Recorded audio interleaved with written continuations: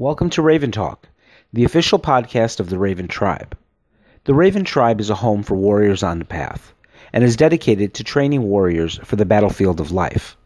Visit us on the web at theraventribe.com, where you can learn more information on membership, warrior training, as well as links to our official YouTube channel, Facebook group, apparel store, and our official bookstore, Marshall Books. No problem. Welcome back, Tribe. Today we're here with special guest Jeff Growel, and we're going to be discussing Chungdo Musukwan and the Korean arts. Master Jeff, how are you doing today? I'm doing good, sir.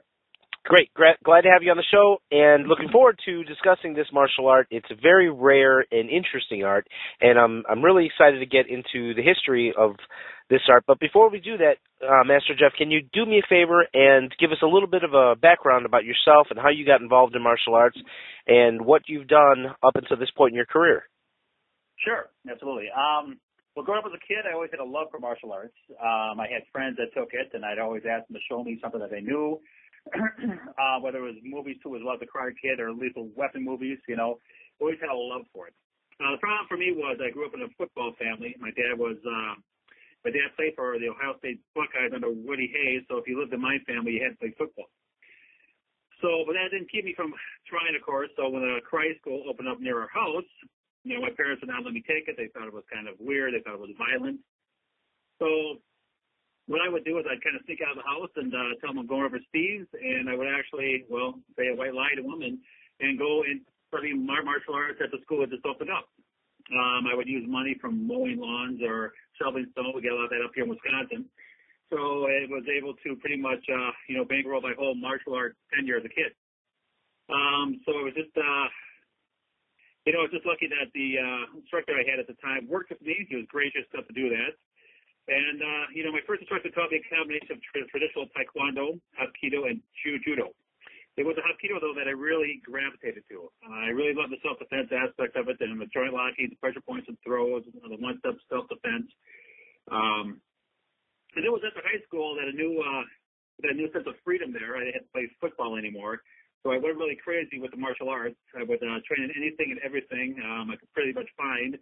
I would be taking up to 3 martial arts during a week. So it's pretty much a big part of my life, and it still is. And it was just a great time. I learned a wealth of knowledge from some very good instructors and friends. And so in 1991, I was fortunate enough to get a union job at the Harley-Davidson Motor Company in Milwaukee. And I went through many different areas there, and I started working in the safety department as a safety coordinator. Well, in 1997, we were being trained a new program called MooSmart. We had a lot of people there with repetitive motion injuries there, doing assembly work or whatever they might have been doing. So there was a big alarm there. So we created different programs to try to help this problem that we had. So they had a program called MooSmart, and it was just an incredible ergonomic body motion program that takes martial art principles and applies into everyday machine assembly work to counter the repetitive injuries and in the workplace, and pretty much what we call MSD or musculoskeletal disorders. I mean, that was the big one there that cost the company a lot of money. The program was the best I ever evolved in. It was, being with the whole program there. They were martial artists. This program actually gave employees the skill and knowledge to counter the negative effects of what they were doing. And being a martial artist myself, I knew how to apply the techniques, but I didn't fully understand how they worked, though. I mean, as an instructor, as you're going through martial art classes, you always see the instructor do some real cool stuff. They show you how to do it, but not really the why. Robert Patter was the managing director of MooSmart. He's also the author of the book Martial Arts of Management, and it's something I highly recommend as well. So most of the trainers in MooSmart were high-level martial arts. I got to work out with them. The techniques they taught, the little secrets on how to, your power hands, the power stance, the line of power, how do you put stress on your muscles where it's designed to take the stress and not the joints. So being a MooSmart instructor really helped me take my martial arts knowledge and training, even teaching, to the next level. So I started teaching martial arts at Harley-Davidson in 1992, and I was actually the head instructor for the Harley-Davidson Motor Company in Milwaukee. I taught Taekwondo, Hapkido, but after a while, too, I started looking for something else other than karate and Taekwondo that was taken. It was pretty much saturated in the Milwaukee area there. So I really wanted to find a good Hapkido instructors was what I really wanted to find, and something with weapons training too. So, so I tried combat Hapkido. I was in there for a while. Harando, China. I was in Japanese Ninpo Jiu-Jitsu for a while. Really liked that. But I really wanted to stay with the kicks that I had in Taekwondo and everything like that. So I found this rare Korean World Court martial art. It was actually the smallest ad in the back of a black belt magazine at one time. I think they only advertised a couple months. And I was really intrigued by it. It wasn't too far. It was in DeKalb, Illinois, so I went down to check it out. And I found out this art there, and it was everything that I wanted in an art. I mean, the Chunga Muso myself, pretty much in a nutshell, if you took Taekwondo, Hapkido, Kung Fu, and Jiu-Jitsu, put it together, then you have it. Very interesting. Now, Master Jeff, this rare Korean art, tell me, how does it get to DeKalb, Illinois? Tell me a little bit about Chungdo, Musulkwan, and what entails learning the curriculum, and how did it get to DeKalb, Illinois? It's a very unlikely place for this rare martial art. Yeah, it is. Well, first I'll tell you what Chungdo Musulman is. Chungdo Musulman or Chungdo Musul essentially means correct method of martial arts training, or two-way martial arts. It's believed to be one of the last truly authentic traditional Korean World Court arts. It was brought to America by the Wong family, specifically the eldest son, Wong Imo, and he brought it to the public. It was brought to the public by his son-in-law, Grandmaster Michael Augsburger, from DeKalb. And Chungdo Musulman, I'll speak a little bit more about the Wong family a little bit, but to tell you a little bit more about Chungdo Musulman, it's a royal court martial arts, and it meant historically the royal court arts were specialized training. They were practiced deep within the training halls of the Korean royal palaces. They were, the skills were considered state secrets, so the training was hidden. And those who trained there mainly consist of the royal palace guards, personal bodyguards for the members of the royal household, high military officials, and elite army units that would be comparable to our special forces today. The techniques themselves are not something that was just thrown together. Like if they were, in the integration of ancient martial arts skills, some from other countries, royal courts, of course, because they went to other countries. And it's been cultivated through generations, refined. The practitioners could improve on their skills from there. So it was not a hodgepodge stuff thrown together, but it was influenced by many areas. Chungdo Musul has many subcategories of training, such as Taekyon. A lot of people know what that is, but that's the ancient original Korean kicking art. You have Kwon-bap, which is the traditional Korean combative hand and kicking skills. And you have the original Korean sword art called Tum-sul. Other weapons included spear, staff, batons, knife, fan, cane, rope. Others too as well. You had moon swords in there too. The art combined non-resistant, redirectional skills, trapping, joint locking, pressure points, takedowns, ground grappling, defense, and go on and on. It has about over 4,000 skills within that make up the whole art itself. The traditional Korean arts like the Chungdo Musulman, Taekyon, and Mudo, which basically are the Buddhist martial arts, as well as others, including the other sword arts, are almost lost during the period when the Japanese colonial rule. The few remaining original Korean arts were pretty much extinct, and the only manual that we have left is called the Myo Tobatanji. And that was basically the last solid links to Korea's ancient martial past. If it was not for this book, we wouldn't even know a lot of this stuff even existed. And it's just unfortunate that most Koreans are not embracing native arts after the Japanese left. A lot of them just decided, the Japanese arts are so ingrained in the culture at that time that they just kind of took kendo, and that became like kumdo. Judo became yudo. Karate-do was tang-so-do and kung-so-do, and later known as taekwondo. Now, Master Jeff, that's a statement that I'm sure it might rub some Korean martial artists the wrong way, but there is a lot to credit what you're saying here. So let me ask you this: a lot of the Korean martial arts are, for the lack of a better way of describing it, Japanese arts with a Korean flavor to them. I personally believe that. I train in Hapkido, and I personally believe that that's a Korean flavor of Jiu-Jitsu. But what I'm interested in knowing, and you're talking about this art that has so much to offer, what are some of the differences that you see from the traditional Korean arts as opposed to the Koreanized Japanese arts? One in particular is that with the Hapkido in that, you can tell it has definitely a Japanese influence to it. Okay, whereas the Chungamusu one is more Chinese influence, although it has more of the China in it, and you can see that. It also has the Teikion skills. And the Teikion kicking skills themselves it's more like a dance, and you can see that within the framework too of Chungamusu one, where you won't see that so much in like Taekwondo, which is heavily influenced by karate, as well as the weapon skills too, as well. And tell me a little bit more about the weapon skills in Chungdo. Sure. Well, we can go into the sword because basically the sword is probably the main weapon in the art.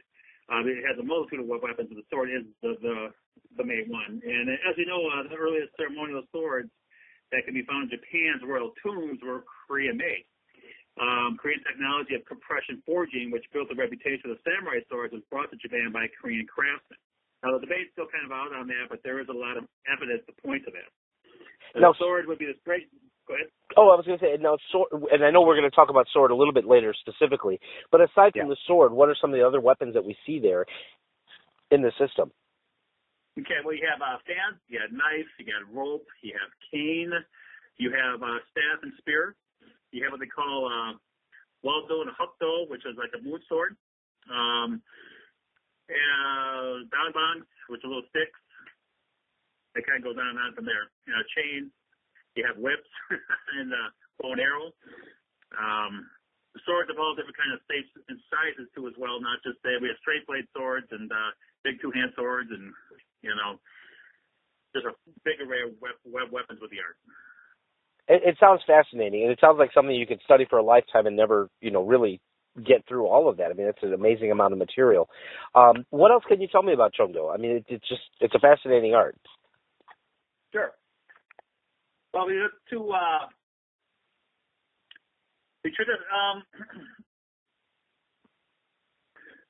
what we really get from Chungdo, though, if we go to the Myo Tobatanji, and this kind of gives a credence to the art and to the Wong family itself. Most of the skills in the 21st skill sets that are in the book right there. And basically, they don't know what the Myo Tobatanji is. It's was published in 1789 by General Yi Dukmu in the order of King Yi during the rule. He was a ruler of the Yi dynasty. And the king ordered General Yi to compile an official textbook on all martial arts in Korea, authentic Korean arts, and pretty much to preserve them for the future. The Myo Tobatanji was the only surviving ancient text on authentic Korean war arts. So it was based on the earliest known Korean martial arts. The treatise, what they had, the Myo Shibo, and that was written in 1599, and it should be noted that the Myo Tobatanji, shows influence of neighboring Japanese and Chinese armies and skills that they used to as well. So it did have that influence there too. But there was when we come back, we'll come back to the Wong family here, and it's Master Wong Bak, who was actually Wang Inmo's ancestor, and his family was credited with the fighting techniques and the forms illustrated in the Kwanbap portion of the Myo Tobatanji. They were actually mentioned in the book itself. So the Kwanbap Imperial Family Style Kwanbap is in the book itself. It must be added too that prior to the publishing of that book, the martial arts training of the Korean Royal Army had already been termed Chungdo Musul at the time as well.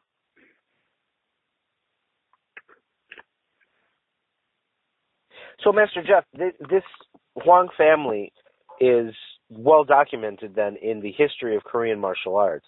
It sounds like a fascinating family. What else can you tell me about the family itself?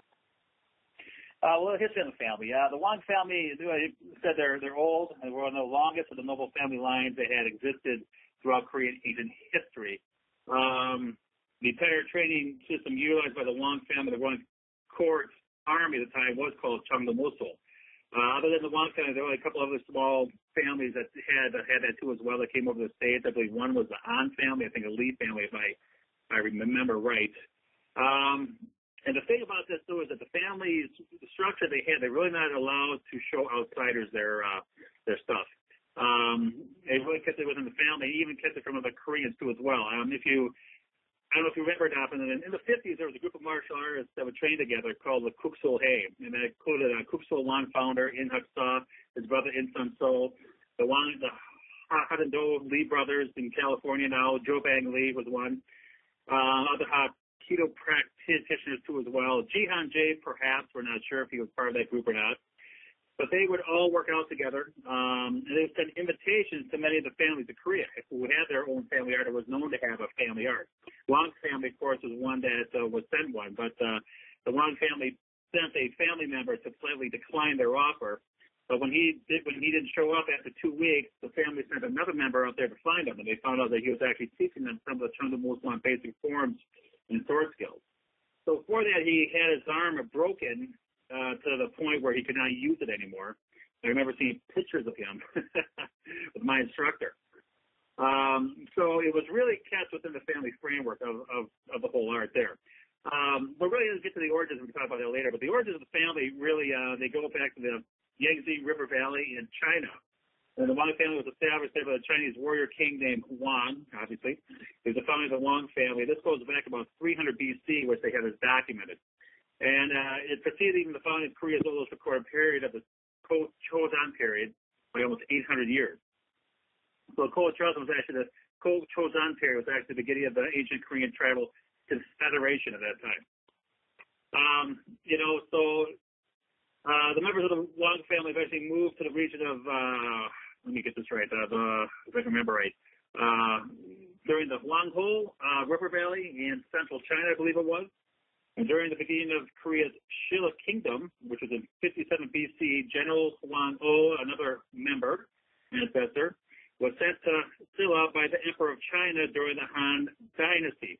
And at this time, that General Huang-o was one of China's most fiercest warriors at the time. They have written down. So Huang-o's reputation convinced the Han Empire to send him to Korea to strongly persuade them to influence into the Silla court, whether to pay tribute or whatever they were going to do at that time. But his mission was considered diplomatic, all in all. But he was sent there with military escorts, and they landed in Korea. Well, it so happened that a typhoon came by and destroyed all the ships. So General Wang gets stranded and isolated from the homeland of China. The Silla Kingdom arranged for General Wang to marry a Korean noble woman. This arrangement connected General Wang to the Silla royal court, and the rest is history there with that. And how did the family come to the United States? When did the art transplant here? Yeah, so during the time of I think we were in the 70s, Wang Imo, who right now is the eldest of the family right now, and he is kind of the patriarch of the art right now. He wanted a better education for his children, so he brought them to the United States. His son, who just kind of recently passed away last year, was a brilliant guy. He worked for Google, if I remember right. His daughters came here too as well. One actually married my martial art instructor, Michael Augsburger. That's the whole story in itself right there. But that it was pretty much where it was passed down was to my instructor, Michael Augsburger, because pretty much the whole family themselves were brilliant.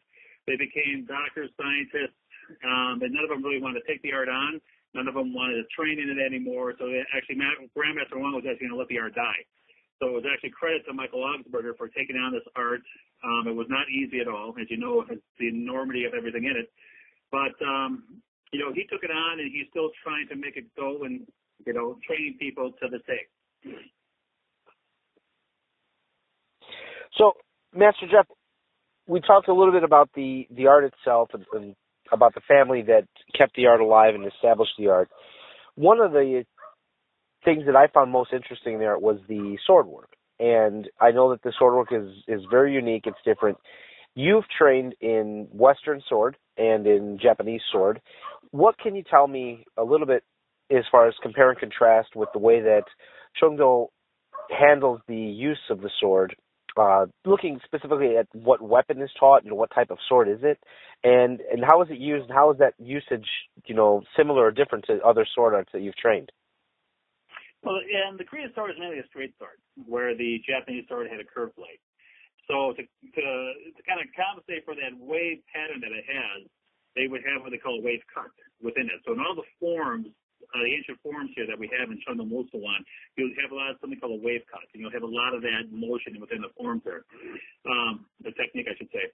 And so you're mainly dealing with a straight blade, which means, it's going to be, and you can tell the Chinese influence on it too as well. So the pattern is a little more, there's a little more movement to them. It's not as, you're not standing in one stance and moving around a lot. There's a lot of footwork involved as well. So footwork is still similar. The cuts are very similar to the Japanese, but then there are a lot of differences too as well. It's more similar to maybe a Chinese form. And what about in comparison to Western swordsmanship? I know that's something that you've trained in quite extensively. Is there similarities to it, or is it a different animal altogether? No, there are definitely. I mean, there's more similarities than there are differences within the sword arts itself. If you're talking like a one-hand rapier or something like that, yeah, the differences are going to be a lot more instead of like a two-handed claymore or a hand and half sword. But a lot of the footwork would be similar in a way. Okay. Of course, with the Korean style, you got a lot of jumping motions and things like this, which kind of make it unique from the Japanese and the Western stuff. But then a lot of the cuts are the same, and like I said, some of the footwork is the same. Defenses too as well are similar too as well.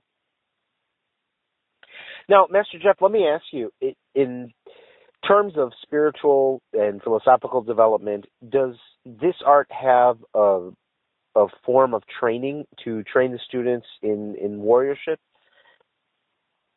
Yeah, actually it does. And it actually kind of goes back to the Harangdu warriors. I mean, the ancient sword, the Koreans believe that the Korean sword itself was developed by a Harangdu warrior himself. And it actually comes from the Hadarang period of 57 BC, right around there. The flowing manhood used, they called them.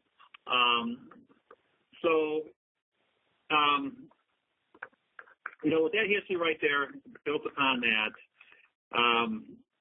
it just kind of stemmed from there. And then it's just, it's kind of funny that how all that could have been lost at one time. It's kind of funny how that was all built up into Chunda Musuwan too.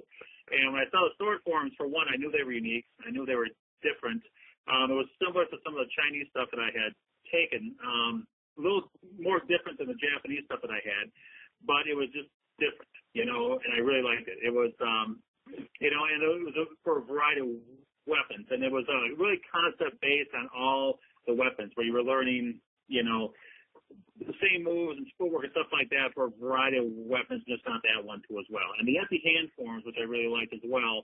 So when you were doing an empty hand form, that empty hand form would turn into your weapon form. So you already knew, you already want to have to battle with learning the form or the weapons form. So you take the empty hand form, add a sword to it, there you go, or add a spear to it or a staff. So each form, empty hand form, had its own unique weapons you could attribute it to it. Now, Master Jeff, your journey through this Korean art is a fascinating one, and I find it very interesting, knowing you on a personal level, that you don't belong to just one warrior tradition, but you actually belong to two. And one is Eastern and one is Western. So I'd like to kind of change gears a little bit here and ask you a little bit about your background in the Western martial arts, is Clan Gun? Yeah. And just to have you kind of explain to the audience a little bit about what that is and what your involvement is with this other warrior tradition. Sure. Well, I was kind of into the Renaissance fair too as well, and I always wanted to take fencing. I love fencing. There's a movie out called Scaramouche, and it was with Stuart Granger, who was the actor in it. And I just loved that movie as a kid. I always wanted to take fencing. Loved the Three Musketeers. Always wanted to take the rapier. It was during my time I was actually studying Jeet Kune Do that when I found out that the three pillars of Jeet Kune Do are Wing Chun, boxing, and fencing, I was really intrigued by that. And that even Bruce Lee's one-inch punch was actually a sword thrust, a rapier thrust, locking out the elbow and thrusting forward. And that's how we got the idea for that. So that really piqued my interest, and then I started getting involved in that. And after the Renaissance fairs, I went to the Highland Games for the first time. I had a friend there that was throwing. He was throwing the cabers and the big telephone poles. So I was there and walking through there, and I noticed that my family had a tent there, and I went there. It wasn't my family, but my family name, and I looked it up, and they were able to give me some history on that. So that got me intrigued with the Scottish thing. And then I started taking my martial arts and putting to the Highland Games. I met a man named Bruce Aller and Paul McDonald, who was a maestro in Scotland and who does all the who revives the old Highland warfare as well. So I met him, and he was a maestro. He taught. He teaches me. I teach from. I learned from Bruce Aller too as well. He's a wonderful instructor here in Wisconsin. So I just got more involved, and then we got into the single stick competitions, and just got more involved in that. Then we started doing presentations to add something more to the Highland Games. So now we do a whole presentation called From Rome to Wallace, which we talk about the Romans and how Celtic technology helped them, conquer the world, and all the way up to William Wallace himself and how it influenced the Highland warriors themselves. And you've had a lot of success, actually, with the Western stick fighting. Tell me a little bit about that. Yeah, I did. It was a lot, and I had to pretty much retain that, too, as well, to all the martial arts I've taken over the years. It was 2011, I became a national single-stick champion at that time, and that was when Paul McDonald was there. And that was pretty much shining moment in one of my life there. And, we took on a bunch of competitors from all over, and, I was just use the skills I had, the skills I learned from everything, and that day, I was done. So, so it was nice to do it in front of Paul, though, and Bruce, who were my instructors. So I was real happy about that. Now, Master Jeff, I'm about as far as you can get from being Scottish, so you're going to have to help me out here. Can you give me some insight into the Scottish warrior culture, and give me some of the things that you found that you connected with from your heritage that play into your presentation and your approach to warriorship? Well, sure. Well, you need to go back to the Celtiberians. The Celts kind of migrated, they were all over Europe one time. 300 BC, they were at the height of their power. They're all over Europe at the time, and then through, whatever it was, migrations or other barbarian tribes coming in, they moved, north to Great Britain, into Scotland. You had the Picts, too, as well. And it was kind of influenced by the Picts, too, as well, because that was the only tribe that the Romans could not subdue. It was pretty much the Welsh warriors and the Caledonians, or the Picts, they call them in Scotland. In fact, they were so fierce that Rome decided not to fight them at all, but build a wall to keep them out. There's actually two of them. So the only Roman general that ever had any success with them was a guy called Agricola. And Agricola was probably one of the best Roman generals Rome ever had. Probably not as good as Scipio Africanus, was probably the greatest general he ever had. But Agricola himself was a Gaul, so he knew the Celts, so he was able to get some headway up there. But he, too, eventually would be called back to Rome, and the Romans would be up there, and they'd be actually beat back to the wall that they built in the first place. So, and after that, they left Great Britain. The Highlanders, you had the Dalradian Scots that came through. And then from there, you had a guy named McAlpine. And McAlpine would beat the Picts because he conscripted a tribe of mercenaries that nobody's ever seen before. They were called the Vikings. And these guys just loved to fight. They wanted to die in battle. And it was just the ferocity that nobody's ever seen before. And they pretty much wiped the Picts out in a battle there in 1739. So McAlpine, who was a Dalradian Scot and Pictish, he was half and half. He actually conquered the whole. He assimilated the Picts into Scotland, and that was pretty much the way Scotland looks today. So you had that influence there, the Highland warrior. You have the Dalradian Scot, you have the Picts, and then you have the Viking blood. And the Highland warriors kind of took all three of those warrior cultures there and integrated in with them theirs. So that what made them so fierce. So great stuff there. Now tell me about your exploration of the Highland warrior arts.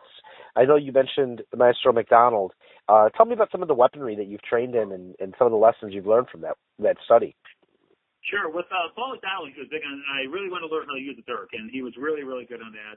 We had a whole seminar on the dirk, and I still hold it to this day, and Bruce Aller, too, as well. I'm not going to leave him out. He's an excellent instructor. And Paul McDonald's our maestro.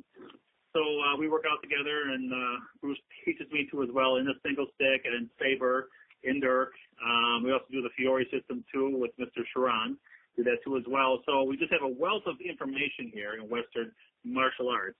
And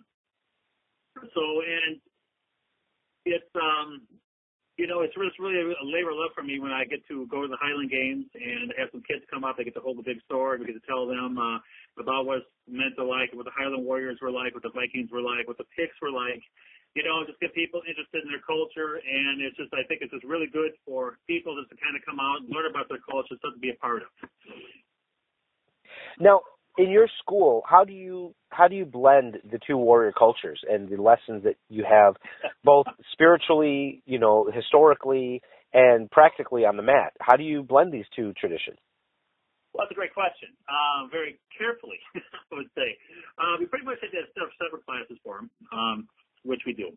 But the whole mindset of the warriorship too as well. I mean, that transcends into all cultures, transcends into all arts. And it really does. And, whether it's a code, Bushido, whatever it might be, that transcends into everything. So it's, I guess for me, it's just a labor of love of all kinds of warfare. I guess it's within the culture too as well.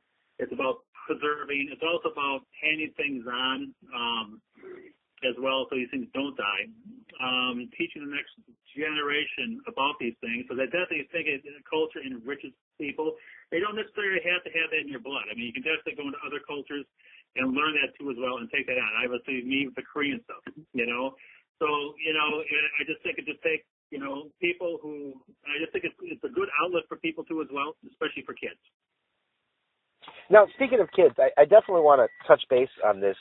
In your school, you've got something of a reputation of being a very inclusive instructor, and you do a lot of work with the community. I want to talk about that a little bit because I think that is an expression of your warriorship. The fact that you go out of your way to work with kids from different backgrounds, kids from impoverished neighborhoods. I know you do a lot of work with children that are differently abled. So tell me a little bit about that and how that, as an instructor and as a person, has helped you, and how, again, I feel it's an expression of your warriorship and of your values. Well, I appreciate that. Yeah, well, it started for me as a kid because me as a kid, I had difficulty in school. I had learning disabilities like dyslexia. Back then they really didn't know how to diagnose anything. You pretty much sit in the corner or you're grounded. So it was pretty much growing up with a lack of confidence for me, and that's what martial arts instilled in me. And that's what I try to instill in the kids too as well. Because I see that, or especially the kids that used to come in these impoverished neighborhoods, used to come in. I mean, the only thing they wanted was a compliment. If you gave them that, you'd brighten up their whole day. So, I understood this. So we really try to tailor our classes around the life skills, but even more so like that, but to bring these kids up. I mean, to instill them with the confidence to come up to go to school and to say no to bullying, to say no to drugs, to say no to doing wrong, all that. And you really got to do it to the kids too as well. In fact, it's funny because I still, even though I closed my school down a few years ago in Milwaukee, I still get parents come up thank me for what it did for their child. And that's just right there. It's all about right there. Well, Master Jeff, I want to thank you for being on the show. I want to, again, recommend that anybody out in the Milwaukee area look you up for lessons. You mentioned that you closed one of your schools, but I know you're still actively teaching out that way. If people want to get a hold of you, how can they reach out to you? What's the best way of getting a hold of you if they want to come out for classes or get you out for a seminar on either the Eastern or the Western martial arts? They can get a hold of me at royalcourtusa@gmail, on all one word there. And just send me an email, and we definitely can talk. I am training people up here, moved my school to West Bend, so I have a few students right here that I'm training right now. We're looking to grow this, so we'll see where that ends up. Excellent.